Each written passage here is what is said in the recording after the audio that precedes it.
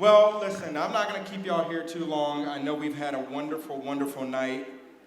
But first and foremost, I want to express my profound gratitude for God, given the strength, guidance, and blessings that have enabled me to stand here before you today. If you knew my history, you knew my story, I shouldn't be here. I shouldn't have been in UCLA. This is not the journey that I thought I would even take when I graduated from high school, but it's because of God that I am. You know, it's a truly humbling honor to receive the Tom Bradley Alumnus of the Year award at the Winston Doby Legacy Awards dinner. I want to first of all congratulate the other awardees, and I want to thank my incredible wife, a beautiful black Bruin who's also a businesswoman, a leader in her own right, and the mother of our three wonderful children, all of whom I want to be Bruins, but my son wants to do MIT. We're going to fix that.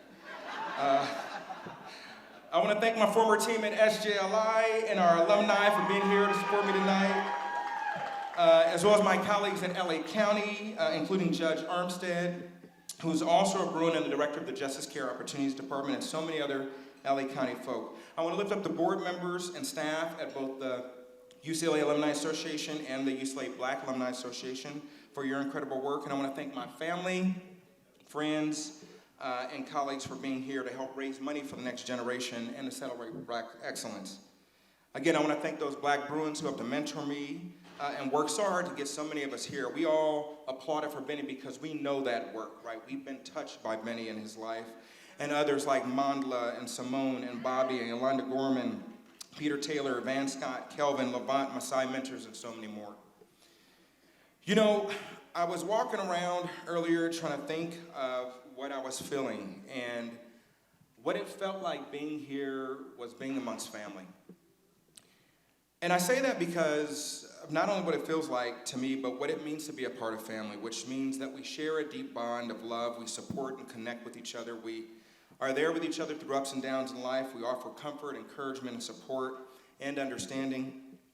It's a place where we find acceptance, forgiveness, and unconditional love, where we can be ourselves without fear of judgment. You know, being a part of a family is being committed to each other's well-being, celebrating joys together, and facing challenges as a united front. It's about building and nurturing relationships to enrich each other's lives where we're seen, we're heard, we belong, and that's what the UCLA Black Alumni Association is about. It means being a member of the Black Bruin family, a community where we belong. Winston Doby made us feel like family. His legacy was defined by a commitment to education and community development, serving not only as the Vice Chancellor of Student Affairs at UCLA, but mentoring so many one of us in this room. Winston played a pivotal role in not only promoting diversity, equity, and inclusion before it was even called DEI, right? We didn't call it that, he just did the work. He was instrumental. He made access possible, as you heard the chancellor say, for so many students. And I remember just before he passed, we were sitting in my car just outside of Murphy Hall, just outside of the main campus building. And I asked him, I said, Winston, how did you become Vice Chancellor of Student Affairs? Did you ever think you were going to do that? And he said, no. He said, I didn't know that was going to be part of my journey. I didn't know that I was going to make it there. And I said, what did you do? Like, how did you get there? He said, there were people that opened doors for me. He said, they helped to guide me. They showed me the way. They enabled me to make it to the next step. And that's what this board's dinner is about. That's the legacy that each and every one of us are investing in today. Now, today we've seen an exponential rise in hate crimes. We've seen hundreds of bills get introduced and passed across the country, trying to turn back progress. From anti-DEI and anti-LGBTQ plus bills and anti-immigration efforts, we know that there are forces attempting to take us back to a time before Reconstruction. But not here in LA County. Our Board of Supervisors have doubled down on becoming an anti-racist institution. As the inaugural Executive Director of Racial Equity for Los Angeles County, it's my charge to carry out the board's vision to ensure that we advance an anti-racism policy agenda. It's my job to make sure that we deal with anti-Black racism in LA County, which is the foundation of all other forms of discrimination in this country. If you want to know how to harm somebody, look at the road that was paved in harming Black folk, And let's undo that so we can repair that harm. So in Artie, not only did we get Bruce's Beach done, but, and y'all might be wondering why they sold the land back, I'll tell you that later.